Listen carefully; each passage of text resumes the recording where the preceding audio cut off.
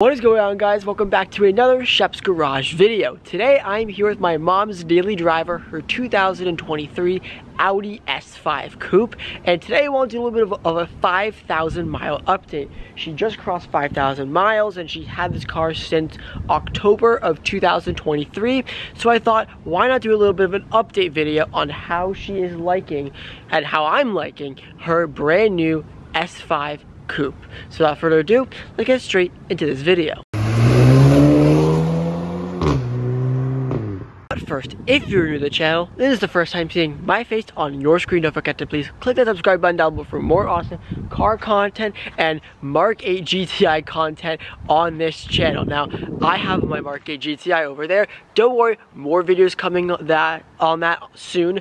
I just wanted to do some more variety on the channel, of course, because I know the Audi videos don't do super well, but my Audi update videos tend to do pretty well, so hopefully this video does the same. I'm trying to become a full-time YouTuber, and I cannot do it without your guys' support. You guys have been crushing it lately. We just crossed 1,500 subscribers, and I can't express any more than thank you for that. So, as this is my mom's car, I'm first going to share what she thinks of this car, and then I'm going to share what I think of it, and some of the problems or hiccups we have encountered while owning this car for the past 6 months and 5,000 miles.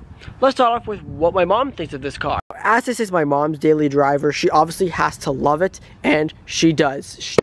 The reason why she fell in love with this car was the color. She's always wanted a red Audi two-door car, and this really fit the criteria a while ago, around 2 or 3 years ago, when she was thinking about getting out of her Volvo XC90 and going into something smaller and more sportier like an Audi A5 convertible. She wanted a red one. Unfortunately, that didn't really line up because we petitioned that we still need an SUV, and when my brother started driving, he took over the Q8, my mom's previous car, and my mom slipped into a lease with this S5, and she loves it. She loves the color, she loves the way it feels, and it totally is living up to her expectations, and she really does enjoy this car. My mom really does love this car, and she really has zero complaints. Well, actually, there's one thing that she really does not like about this car, and that is the turning radius. Now, the turning radius on this car is terrible, and I can side with her on this one.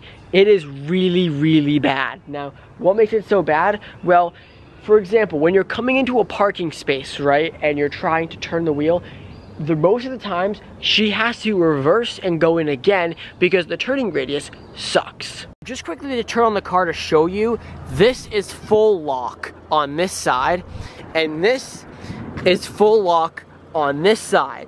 And well, it's really hard to demonstrate because it's in my driveway, and you know, driving with a camera is hard. But at some point, I really wish there's a way I could demonstrate how bad this turning radius is. 3-point turns turn into 4-point turns, going into parking spaces, end up going backing out and in again. The turning radius on this car really does suck. It really does need rear wheel steering. Unfortunately, that's not an option on this car, but yeah, turning radius sucks. But other than that, that's her only complaint.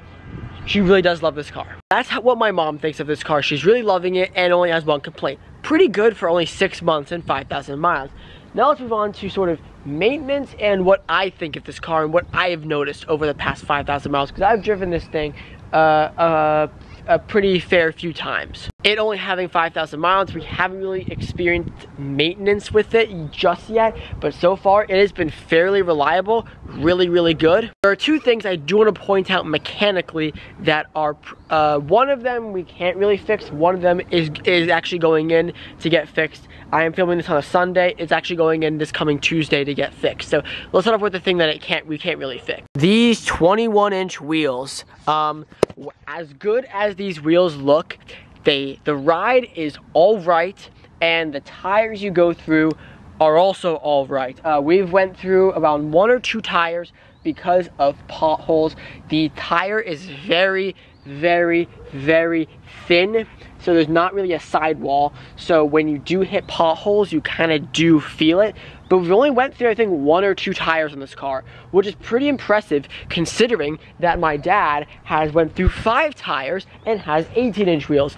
If you want to know what I mean on that, video in the iCar, the top right or left of the screen, where I explain the whole thing about the A3 and the tires. Anyways, back to the S5. The tires and wheels, not a huge deal. The wheels do look good and you do have to clean them a lot because of the upgraded brakes you got on the S5, so not too big of a deal. The other thing that we are getting fixed and has been an issue since we got the car is the sunroof. Now, this car does have an issue with its sunroof, and that is it constantly rattles. Ever since we got this car, the sunroof has constantly been rattling, no matter what speed, what road you're on. The car just needs to be moving and the sunroof has to be closed.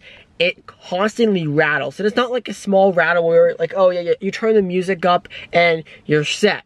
No, this rattle is fairly loud, fairly noticeable, and even if you turn up the music, you hear this rattle. It is very annoying, and you know, I put my foot down and I told my mom I'm taking this in and getting it fixed, because at no point should a 2023 car that has 5,000 miles on it should have a sunroof rattle, especially at this price point. So hopefully this will be an easy fix. Maybe it's just a seal. Hopefully the whole sunroof doesn't have to get replaced or something, but I'll keep you guys updated on whatever happens with this Audi sunroof rattling issue.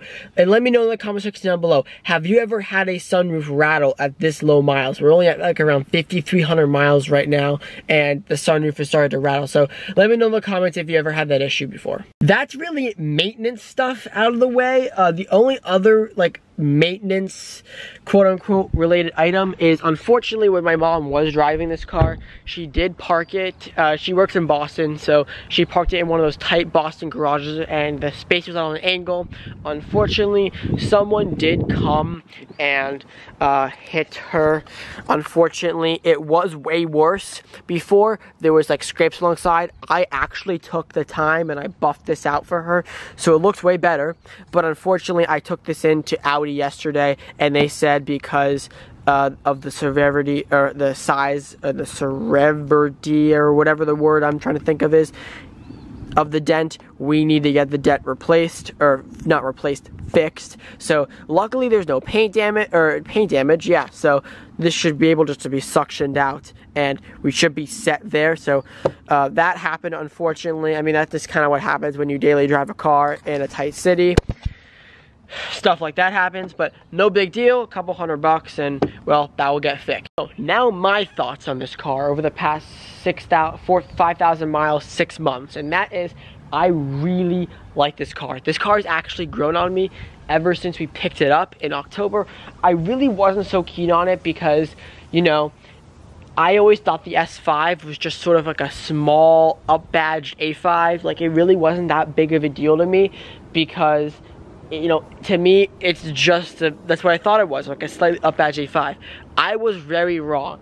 This has actually been one of the most fun cars to drive, in my opinion. You know, compared to the BMW M440i, even though the BMW may have a nicer interior, like screen layout wise, this car has been a ton of fun. The engine note is great. It handles really well, especially the two-door, and I have really enjoyed this car.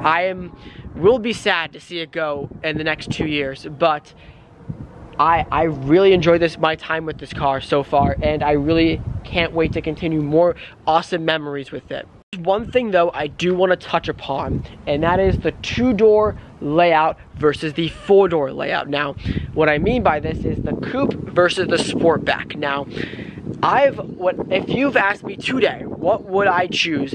I would choose the Sportback. If you asked me when I picked this car up what I would choose, I would say, oh yeah, 100% Coupe.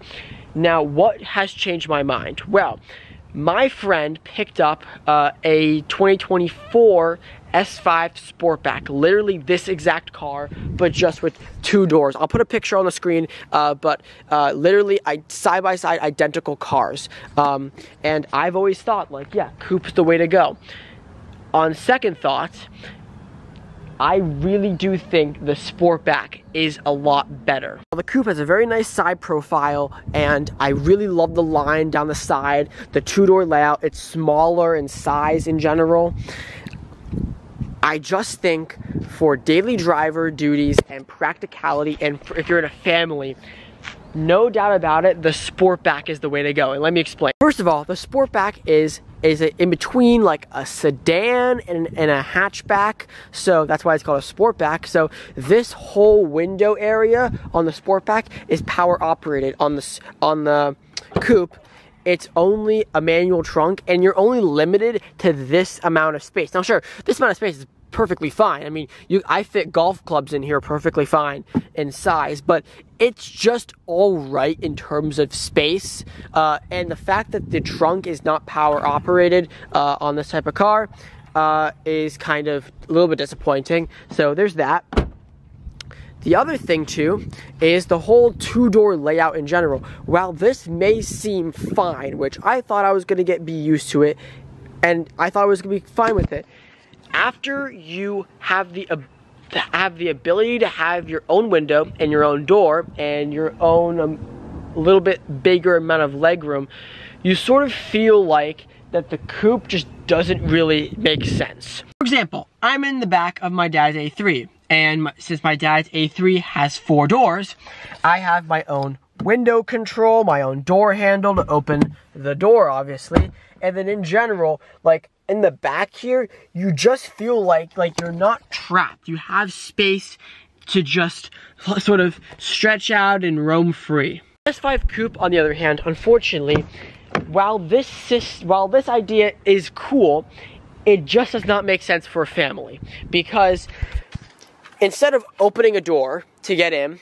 you have to fold the seat back, push the seat forward, and then you sort of just kind of have to like awkwardly slip into the back. And I'm sorry, like as fine as it is, and after you're back here and then you push the seat back to the normal position, let's push it forward a little bit, you're kind of just trapped back here.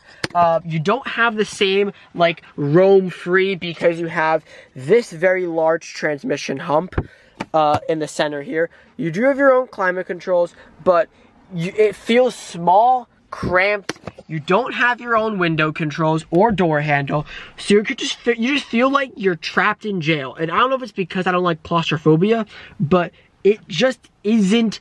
While it's comfortable, I would really prefer not to sit back here, and especially since there's an option for a Sportback form, I just would much rather sit in the backseat of that than in the backseat of this. Additionally too, the door is so heavy.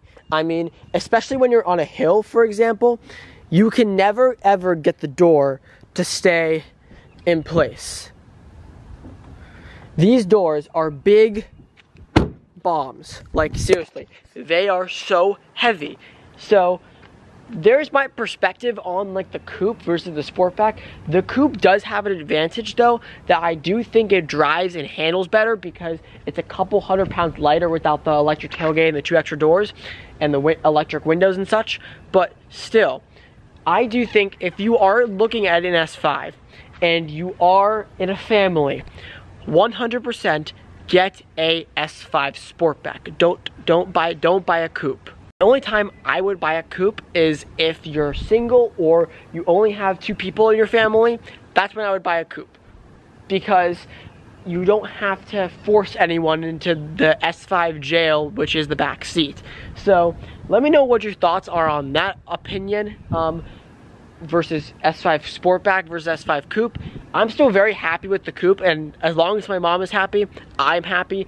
Me personally, I would have gone with a Sportback. That is our S5 Coupe after 5,000 miles in 6 months. I hope you guys did enjoy this video, and in the next video, I promise you, will be a Mark A GTI video, because I know you guys do love and enjoy that content. So thank you guys so much for watching.